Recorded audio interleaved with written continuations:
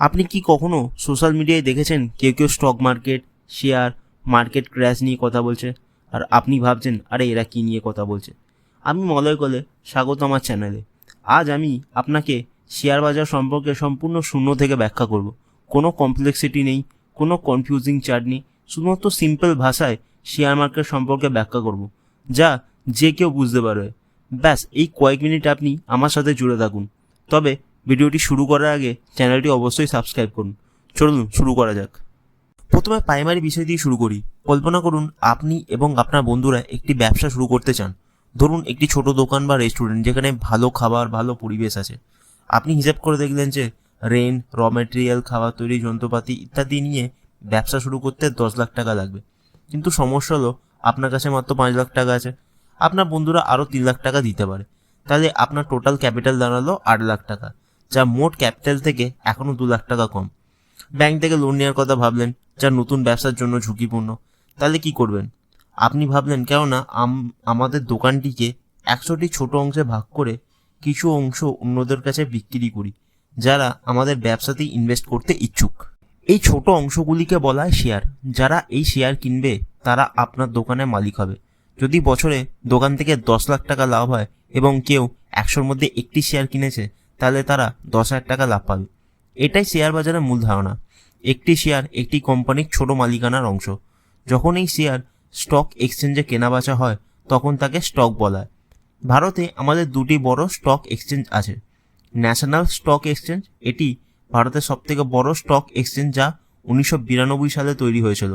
আর আছে Bombay stock exchange, এটি শুধু ভারত নয়, এশিয়ার সবচেয়ে পুরনো স্টক এক্সচেঞ্জ, যা 1975 সালে তৈরি হয়েছিল। বর্তমানে যাবতীয় ট্রেডিং ট্রানজ্যাকশন অটোমেটিক ইলেকট্রনিক্যাল কম্পিউটারের মাধ্যমে হয়ে থাকে, যার ফলে মোবাইল অ্যাপস থেকে খুব সহজেই ইনভেস্টিং ও ট্রেডিং করতে পারি। ভারতের সবচেয়ে বড় কিছু কোম্পানি এই এক্সচেঞ্জের তালিকাভুক্ত, যেমন রিলায়েন্স ইন্ডাস্ট্রি, মার্কেট ক্যাপিটালাইজেশন হিসাবে ভারতের সবচেয়ে বড় কোম্পানি। টিসিএস, ভারতের সবচেয়ে বড় আইটি জায়ান্ট। এইচডিএফসি ব্যাংক, দেশের সবচেয়ে বড় প্রাইভেট ব্যাংক। বাজাজ অটো, সবচেয়ে বড় অটোমোবাইল কোম্পানি। হিন্দুস্তান ইউনিলিভার, সবচেয়ে বড় FMCG company. Maruti Suzuki, top automobile manufacturer. যখন আপনি এই কোম্পানিগুলি শেয়ার কেনেন, আপনি আসলে এই কোম্পানির একটি ছোট অংশের মালিক হয়ে যান। এটাই শেয়ার মার্কেট, যেখানে কোম্পানির শেয়ার কেনাবেচা হয়। আশা করছি যে শেয়ার মার্কেট কি সেটা আপনাকে বোঝাতে পারলাম। চলুন নেক্সট পয়েন্টে আলোচনা করি। এখন যে পয়েন্টটি নিয়ে আলোচনা করব সেটাই নতুনদের সবচেয়ে বেশি বিভ্রান্ত করে। যেমন একটি শেয়ার যা গতকাল 100 টাকা ছিল, আজ কেন 105 হয়ে গেল, অথবা 95 কেন নেমে গেল? এর উত্তর খুব সহজ, ডিমান্ড অ্যান্ড সাপ্লাই। আমি একটি রিয়েল এক্সাম্পল দিই যা সবাই বুঝতে পারবে। কল্পনা করুন আপনি একটি ফেস্টিভ্যালে পরোটা বা চাপাতি বিক্রি করছেন। আপনি 100টা পরোটা বানিয়েছেন এবং পার পরোটা 10 টাকা বিক্রি করছেন। সকাল থেকে আপনার দোকানে মাত্র 20 জন কাস্টমার এসছে। তারপর হঠাৎ একজন বিখ্যাত ফুড ব্লগার আপনার দোকানের ছবি তার ইনস্টাগ্রামে পোস্ট করে দেয়। তারপরেই হঠাৎ করে আপনার দোকানে 500 জনের লাইন পড়ে যায়। কিন্তু সমস্যা হলো আপনার কাছে আছে মাত্র 100টি পরোটা, কিন্তু কাস্টমার আছে 500। এরপর কি হবে? মানুষ একটি পরোটার জন্য বেশি দাম দিতে শুরু করবে। তখন একটা পরোটার দাম 50 টাকাও ছাড়িয়ে যেতে পারে। ঠিক এইভাবেই স্টক মার্কেট কাজ করে। শেয়ার প্রাইসও এইভাবে ডিমান্ড অ্যান্ড সাপ্লাইয়ের ওপর ডিপেন্ড করে। আমি রিলায়েন্সের মাধ্যমে একটি এক্সাম্পল দিই, যাতে আপনারা বিষয়টি আরও ভালো করে বুঝতে পারবেন। ধরুন রিলায়েন্স ঘোষণা করলো যে তারা একটি বিশাল নতুন তেলের খনি খুঁজে পেয়েছে, অথবা রেকর্ড রেভিনিউ বা প্রফিট করেছে। হঠাৎই হাজার হাজার বিনিয়োগকারী রিলায়েন্সের শেয়ার কিনতে চাইবে এবং বায়ার সেলারের থেকে অনেক বেশি হওয়ার জন্য শেয়ার প্রাইস বেড়ে যাবে। এটাই হলো শেয়ার মার্কেটে ভালো খবরের ইম্প্যাক্ট। আবার ধরুন সেবি ঘোষণা করলো যে মার্কেটকে ম্যানিপুলেট করার জন্য, বা ভুল ফিনান্সিয়াল রিপোর্ট দেওয়ার জন্য, বা কোম্পানির মধ্যে কোনো স্ক্যান্ডেল বা লিডারশিপ ক্রাইসিসের জন্য রিলায়েন্সের ওপর তদন্ত করা হবে। এর ফলে হাজার হাজার বিনিয়োগকারী রিলায়েন্সের শেয়ার বিক্রি করে দেবে এবং শেয়ারের দামের পতন হবে। তখন সাপ্লাই থাকলেও শেয়ার প্রাইস বাড়বে না। কোনো কোনো সময় এইসব ঘটনায় একদিনে শেয়ার প্রাইস 10 থেকে 15% পড়ে যেতে পারে। এটাই হলো শেয়ার মার্কেটে ব্যাড নিউজের ইম্প্যাক্ট। এই দুই ধরনের খবরের জন্যই মার্কেটে শেয়ার প্রাইসের ওঠানামা লেগেই থাকে। তবে আপনি যদি লং টার্ম ইনভেস্টমেন্ট হন, মানে 10 থেকে 20 বছরের জন্য ইনভেস্টমেন্ট করতে চান, তাহলে মার্কেট ভোলাটিলিটিতে আপনার প্যানিক হওয়ার কিছু নেই। আপনি নিশ্চিন্তে ইনভেস্ট করতে থাকুন।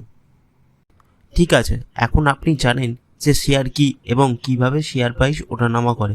কিন্তু এখন প্রশ্ন হলো, সবাই কেন শেয়ারে ইনভেস্ট করে, কেন শুধু ব্যাংকে সেভিং অ্যাকাউন্টে টাকা রাখে না? আমি মার্কেটের ডাটা অ্যানালাইজ করে এর প্রধানত 4টি কারণ খুঁজে পেয়েছি। 1. Long term wealth creation. আমরা যদি হিস্টোরিক্যাল ফ্যাক্ট বা ডাটা চেক করি তাহলে দেখতে পাবো যে যদি আপনি 2010 সালে 10,000 টাকায় শেয়ার মার্কেটে ইনভেস্ট করতেন, তাহলে আজ 2026 সালে এসে সেই ইনভেস্ট করা অ্যামাউন্ট 1 লাখ টাকায় দাঁড়াতো, যা পায় 10 গুণ রিটার্ন। কিন্তু যদি আপনি 10,000 টাকা ব্যাংকের সেভিংস অ্যাকাউন্টে ফেলে রাখতেন, ইয়ারলি 3-4% হিসাবে আপনার টাকা 2026 সালে এসে মাত্র 15,000 থেকে 17,000 টাকায় দাঁড়াতো। ডিফারেন্সটা কতটা বিশাল বুঝতে পারছেন? শেয়ার মার্কেটে সাধারণত অ্যাভারেজ 10 থেকে 12% ইয়ারলি রিটার্ন দিয়েই থাকে, যেখানে ব্যাংক আপনাকে দিচ্ছে 3 থেকে 4% অ্যানুয়াল রিটার্ন। এখন প্রশ্ন হলো, ডিভিডেন্ড মানে কি? ডিভিডেন্ড হলো কিছু কোম্পানি তার লাভ্যাংশের একটি অংশ শেয়ার হোল্ডারদের মধ্যে ভাগ করে দেয়, একেই ডিভিডেন্ড বলে। মার্কেটে প্রতিটি ভালো কোম্পানি তাদের শেয়ার হোল্ডারদের ডিভিডেন্ড দিয়ে থাকে। যেমন ধরুন টিসিএস ঘোষণা করলো যে শেয়ার প্রতি 10 টাকা করে ডিভিডেন্ড দেওয়া হবে। এখন যদি আপনার কাছে টিসিএস এর 100টি শেয়ার থাকে, তাহলে আপনি টোটাল ডিভিডেন্ড পাবেন 1000 টাকা, যেটি ডাইরেক্টলি আপনার ব্যাংক অ্যাকাউন্টে ট্রান্সফার হবে। ডিভিডেন্ড সাধারণত বছরে একবার অথবা দুবার দেওয়া হয়। শেয়ার মার্কেটে ইনভেস্ট করলে আপনার সম্পদ দুভাবে বৃদ্ধি পায়, শেয়ার প্রাইস বাড়ার মাধ্যমে এবং ডিভিডেন্ড থেকে আয়ের মাধ্যমে। Reason 3, real business ownership. যখন আপনি কোনো কোম্পানির শেয়ার কেনেন, তখন আপনি প্রকৃতপক্ষে সেই কোম্পানির ছোট অংশের মালিক হয়ে যান। যেমন আপনি যদি রিলায়েন্সের শেয়ার কেনেন, এখন রিলায়েন্সের শেয়ার প্রাইস যত বাড়বে তেমনি আপনার সম্পদের পরিমাণও বাড়তে থাকবে। একইভাবে ভারতীয় ইকোনমি যত বাড়তে থাকবে আপনার ওয়েলথও বাড়তে থাকবে। সাইকোলজিক্যালি এটা একটা ইনভেস্টারের খুব গুরুত্বপূর্ণ বিষয়। আপনি শুধু ইনভেস্ট করছেন না, ভারতের অর্থনৈতিক বিকাশে একজন অংশীদারও হচ্ছেন। রিজন 4, এছাড়া মুদ্রাস্ফীতি বা ইনফ্লেশনের সাথে লড়তে গেলে আপনাকে স্টক মার্কেটে ইনভেস্ট করতেই হবে, কারণ প্রতি বছর 6% করে প্রতিটি জিনিসের দাম বাড়ে, যেখানে ব্যাংক আপনাকে দেয় মাত্র 4% ইন্টারেস্ট। সুতরাং বোঝা যাচ্ছে প্রতি বছর 2% হারে আপনি আপনার সম্পদের আর্থিক মূল্য হারাচ্ছেন।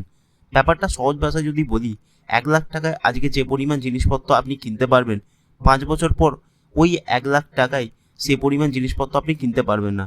আর হিস্টোরিক্যাল ডাটা যদি অ্যানালাইজ করি তাহলে দেখতে পাবেন যে স্টক প্রতি বছর 6 থেকে 8% হারে ইনফ্লেশনকে বিট করে। তবে স্টক মার্কেটে অনেক রিস্ক থাকে, যেগুলি আপনার জানা থাকা উচিত, কারণ স্টক মার্কেট সম্পর্কে প্রপার নলেজ না থাকলে বড়সড় আর্থিক লোকসানের মুখে পড়তে পারেন। তাই ইনভেস্ট করার আগে আমরা মার্কেট রিলেটেড রিস্কগুলি আলোচনা করে নেব। চলুন শুরু করি। রিস্ক 1, শেয়ার প্রাইসের খুব দ্রুত পতন হতে পারে। যেমনটি আমরা দেখেছি কোভিডের সময় 1 সপ্তাহের মধ্যে নিফটি 35% ফল করে গেছিল। একটা কথা সবসময় মনে রাখবেন, শেয়ার মার্কেটে ফলের সময় আপনার পোর্টফোলিও রেড জোনে চলে যেতে পারে বা অনেক টাকা নেগেটিভ দেখাতে পারে। তার মানে কি আপনার সত্যিকারের লস হলো? একদমই না। এই লস হলো একটা অন পেপার লস, যা শুধুমাত্র আপনার পোর্টফোলিওর স্ক্রিনেই দেখায় মাত্র। সত্যিকারের লস তখনই হবে যখন আপনি প্যানিক মোডে এসে শেয়ার বিক্রি করে দেবেন। স্টক মার্কেটে crash temporary, in future share price বাড়বেই বাড়বে, তাই ধৈর্য রাখুন আর ইনভেস্ট করতে থাকুন। Risk 2, emotional decision making. কোনো কারণে মার্কেট 20% কারেকশন হলো আর আপনার পোর্টফোলিও 1 লাখ থেকে 80,000 হয়ে গেল। এই সবের ফলে আপনি প্যানিক মোডে এসে আপনি সব শেয়ার সেল করতে চাইবেন। এটা স্টক মার্কেটের সবচেয়ে বেসিক ভুল। একজন ভালো ইনভেস্টার মার্কেট ফলের সময় আরও বেশি করে ইনভেস্ট করে। Risk 3, volatility. আমি ভোলাটিলিটি সম্পর্কে আগেই বলেছি। মার্কেটে শেয়ার প্রাইস সবসময় ওঠানামা করে। ধরুন প্রথম সপ্তাহে আপনার বিনিয়োগ করা 1 লাখ হয়ে দাঁড়ালো 1,05,000 টাকা। আবার দ্বিতীয় সপ্তাহে মার্কেট ফল করায় আপনার ইনভেস্টমেন্ট অ্যামাউন্ট 95,000 টাকায় দাঁড়ায়। তৃতীয় সপ্তাহে 1,02,000 টাকা, আবার চতুর্থ সপ্তাহে 93,000 টাকা। আপনি যদি একজন শর্ট টার্ম ইনভেস্টার বা ট্রেডার হন, সেক্ষেত্রে ভোলাটিলিটি আপনার ফ্রাস্ট্রেশনের কারণ হয়ে দাঁড়াবে। লজিক্যাল ডিসিশনের থেকে ইমোশনাল ডিসিশন নিতে বাধ্য হবেন। তাই মার্কেটে সবসময় লং টার্ম ইনভেস্টমেন্টের ব্যাপারে মনোযোগ দিন। এখন বলি কিভাবে এই রিস্কগুলির মোকাবিলা বা সলিউশন করবেন। 1, ইনভেস্টমেন্ট সবসময় লং টার্মে করুন, বিশেষ করে 5 বছর বা তার বেশি সময়ের জন্য ইনভেস্ট করুন। 2, ইনভেস্টমেন্টকে সবসময় ডাইভার্সিফাই করে রাখুন, সব টাকা একই জায়গায় বিনিয়োগ করবেন না। 3, নিয়মিত ডিসিপ্লিনের সাথে ইনভেস্টমেন্ট করতে থাকুন। 4, মার্কেট ফলের সময় অযথা প্যানিক বা আতঙ্কিত হবেন না। 5, নিয়মিতভাবে মার্কেট সম্পর্কে আপডেট থাকুন, কারণ মার্কেট সম্পর্কে আপনার নলেজ যতই বাড়বে ততই আপনার ইনভেস্টমেন্ট স্কিল বাড়তে থাকবে। 6, বিগিনার ইনভেস্টাররা লিভারেজের থেকে দূরে থাকুন। যদি এই ভিডিওটি আপনাদের শেয়ার মার্কেট সম্পর্কে জানতে সাহায্য করে থাকে তবে লাইক করুন, সাবস্ক্রাইব করুন আর বন্ধুদের সাথে শেয়ার করুন আর কমেন্ট সেকশনে আপনাদের মতামত জানান। দেখা হবে পরের ভিডিওতে।